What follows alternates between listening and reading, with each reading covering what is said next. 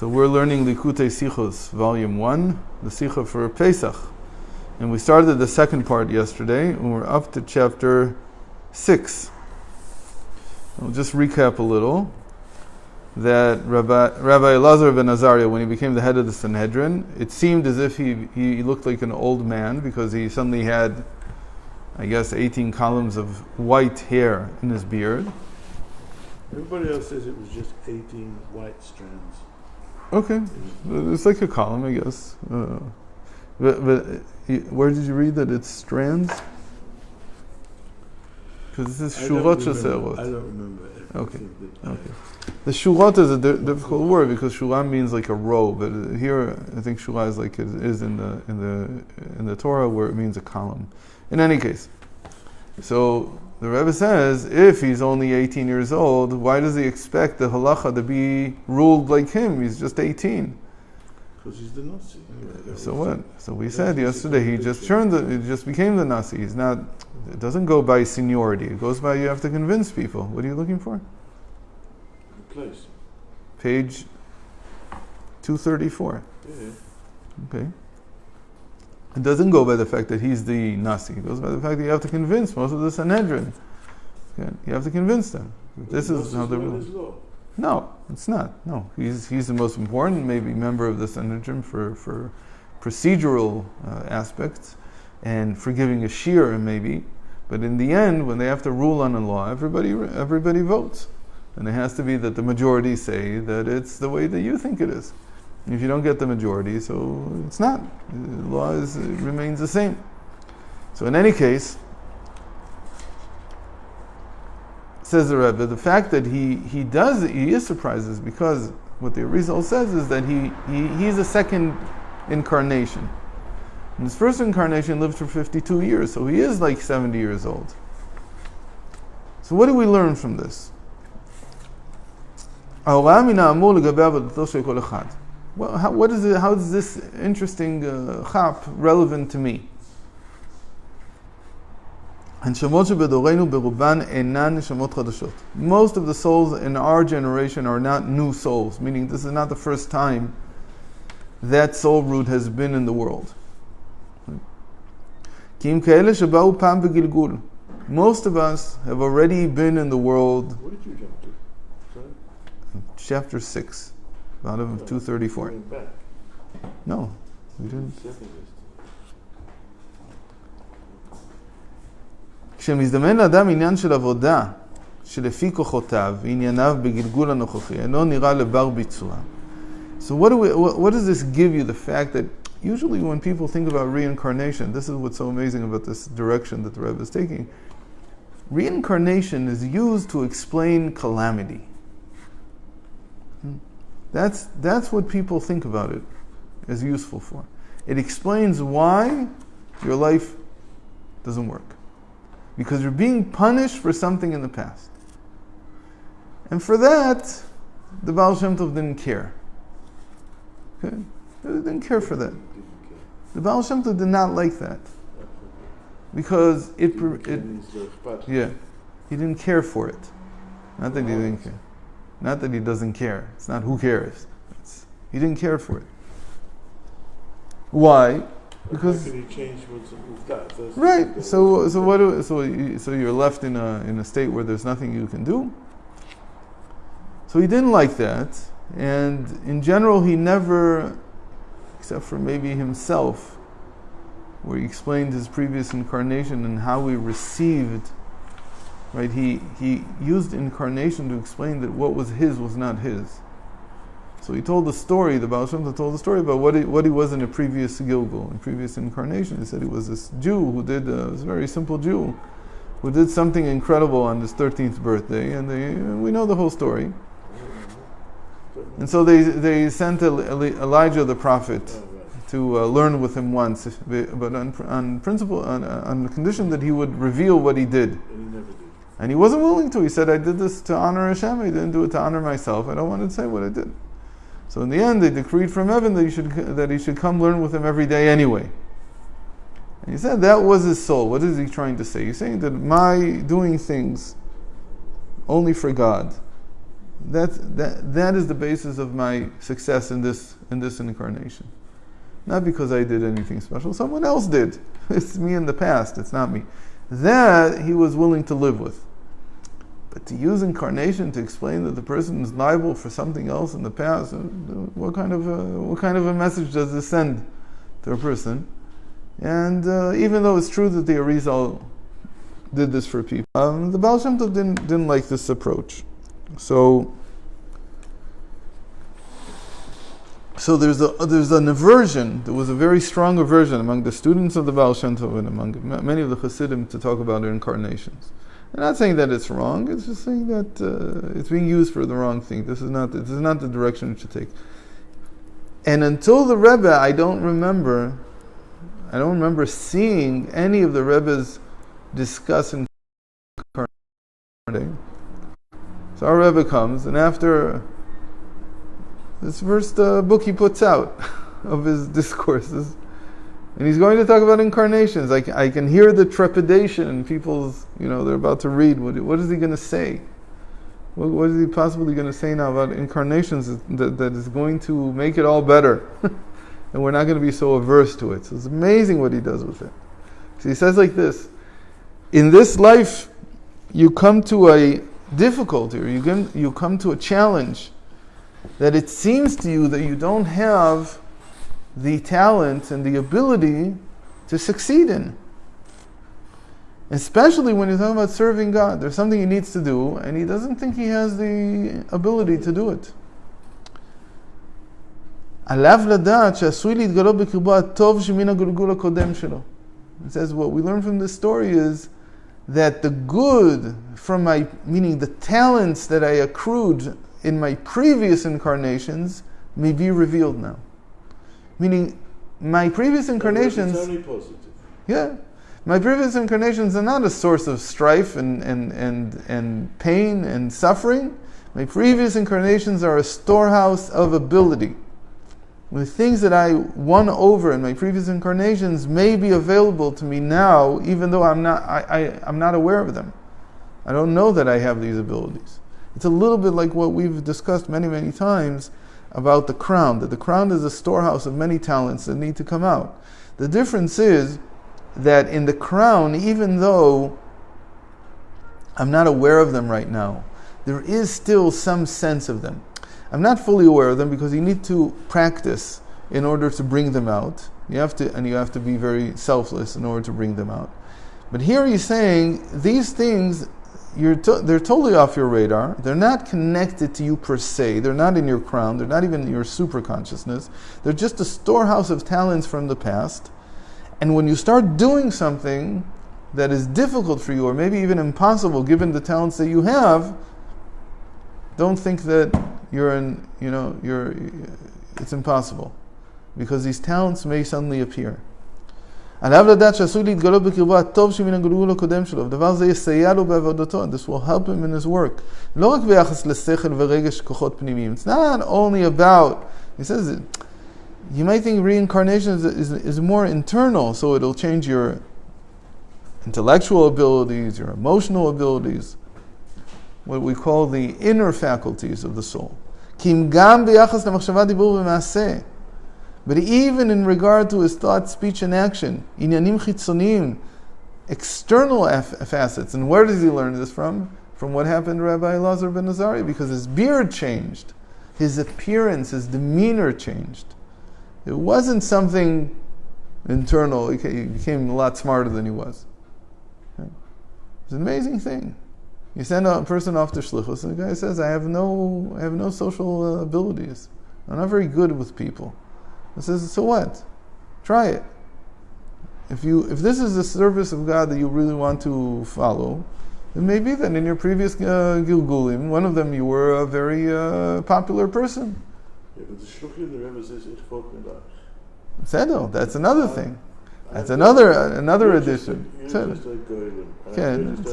But even a goylem needs to have the ability to open his mouth, like you said. But if he doesn't know how to open his mouth, let alone he's not going to say the right thing. He can't talk to people. He doesn't know. He's very shy. This will come out. In the everyday activities. And the amazing thing is, and I've learned Sha'ar Gilguli many times, I don't remember this, he says to look here in chapter 3 and 4.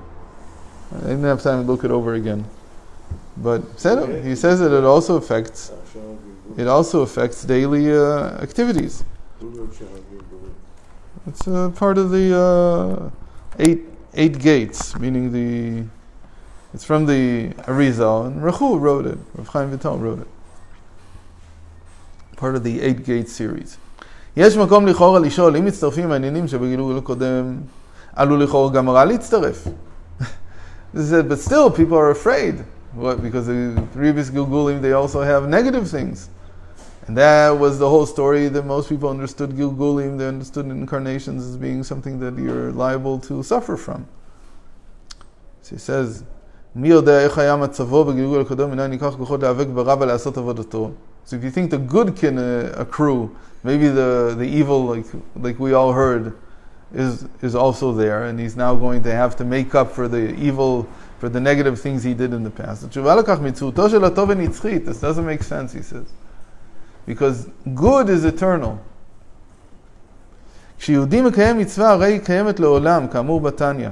When a Jew does a mitzvah, it will stand forever. And this is what we talked about in relation to the world to come. That we're building the world to come, meaning that we do a mitzvah, it becomes eternal, and you need to have the mindset that it's eternal. That changes a lot of how you do things. I read somewhere there was a deal whether you could do charet if you did a mitzvah. You did a mitzvah, you're going to start a mitzvah. No, she said, I'm sorry I did that mitzvah, I want to cancel it out. So you can cancel it out. So it's not that the good stands forever, ever, ever, ever. You can cancel out the sachar you'll receive. You can cancel out the reward. You cannot cancel out the act. There's no charata on a good act. It's not like even on a bad act. There's no canceling out. It has to be transformed into something else.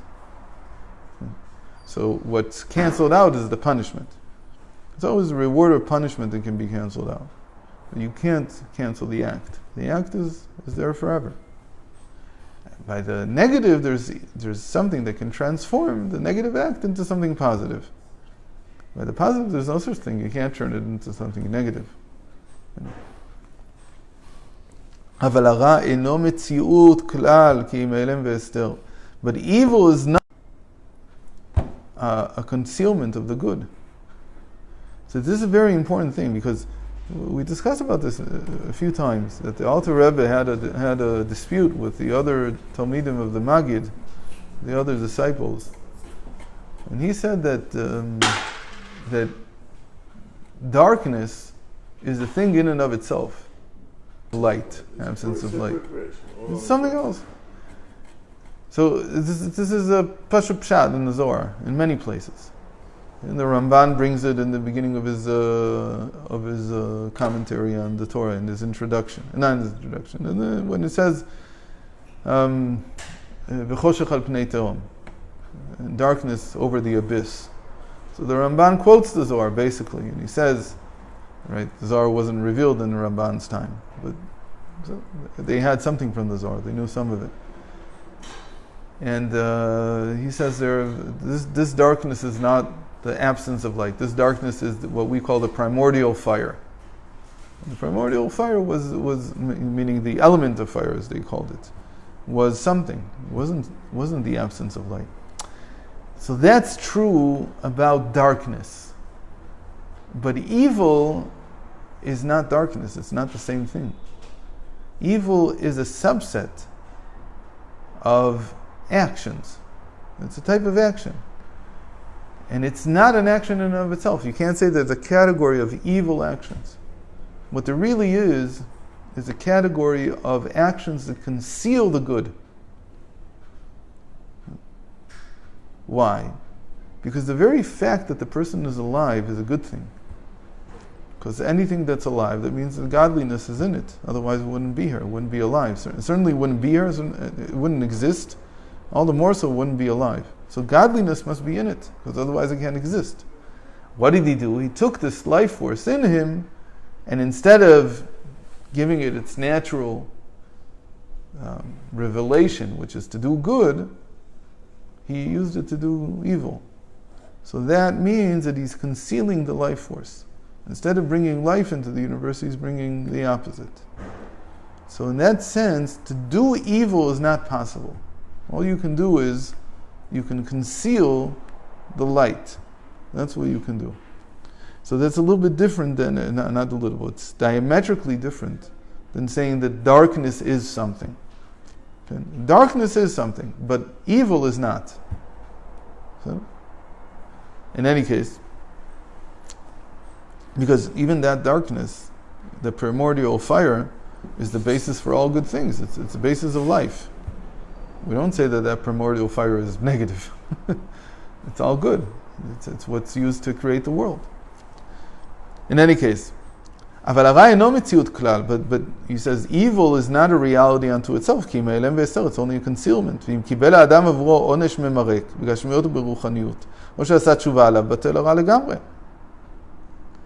so if a person's already done tshuva for it, or has already received the punishment for it, it's finished.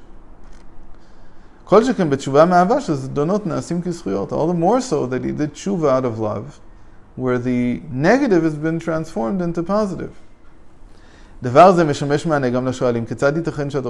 it's always good. So always, if you're given the opportunity to do a good thing, don't shun away because you don't think you're able to. Try it. And new aspects of who you are or were in the past might be revealed. So this bears on the general question of how can it be that the Mashiach will come in our generation when he didn't come in previous generations.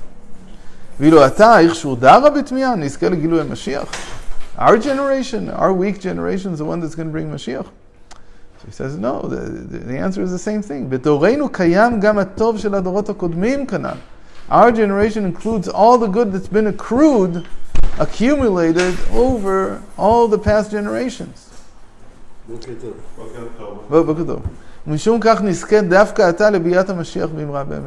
why we will merit to bring the Mashiach. Because we've already accumulated so much, and it doesn't go away, this accumulation. And so there's just a little bit more that needs to be done, and we have all the talents to be able to do it. So, sorry? That's from you? I need to record. You're recorded.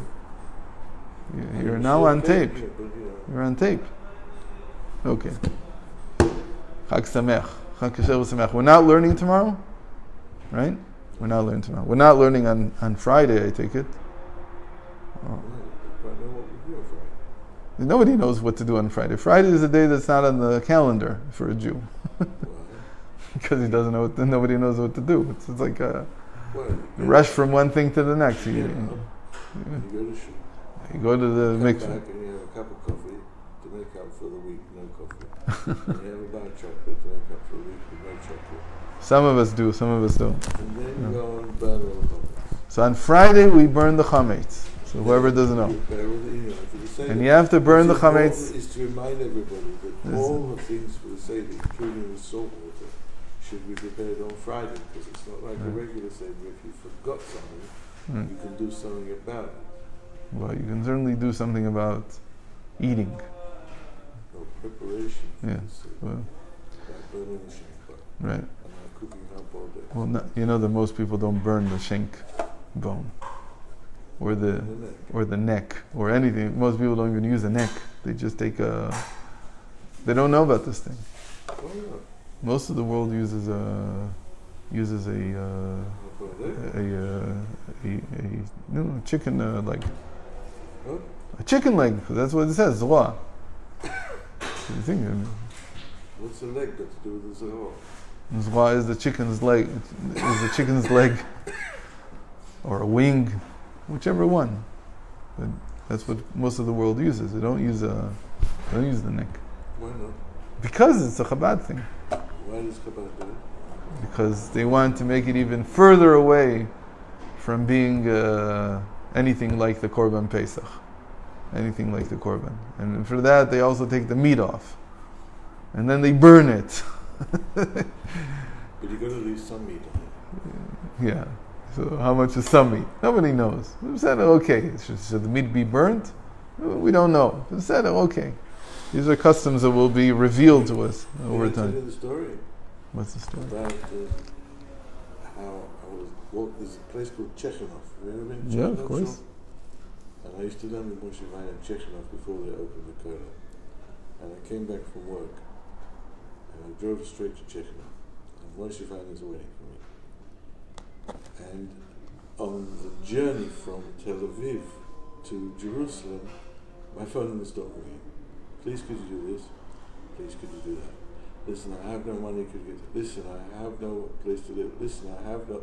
And just, it's going on and on. The list is like building up and up and up. And by the time I got to Chechenov, I was in mamish in hysterics, you know. So I said to myself as I got out of the car, I said, Hashem, where are you in my life? I got to take care of my wife, got to take care of my family, and then there's all these other people who all want help. I said, it's not possible, it just can't be done, right? I don't know which way to turn. And so I walked down the steps of Chechenov to that area. I remember. And as I opened the doors of Chechenov, there was a shiur, me. And the guy was learning the Seftis Megillah. As I opened the door, the Maggid said, so from this we learn out that you can see that Kodesh Baruch Hu never asks you to do more than you can actually do. Everything is possible. No reason ever to think that you've been asked to do more than you can manage. So, okay, so I got the message. The message could be that you have a previous Gilgul where all this good is possible. Okay. Well, I'm a descendant of Aaron HaKohen. Maybe it's an exclusive for Aaron HaKohen. So, maybe you probably have part of him. Chag Sameach to everybody. This is the last class for until after Pesach, until the Mishigas is over. Pesach is Tirulim, taking all the children out. Right. Taking my daughter out to make her a big. Chag Kasher Sameach.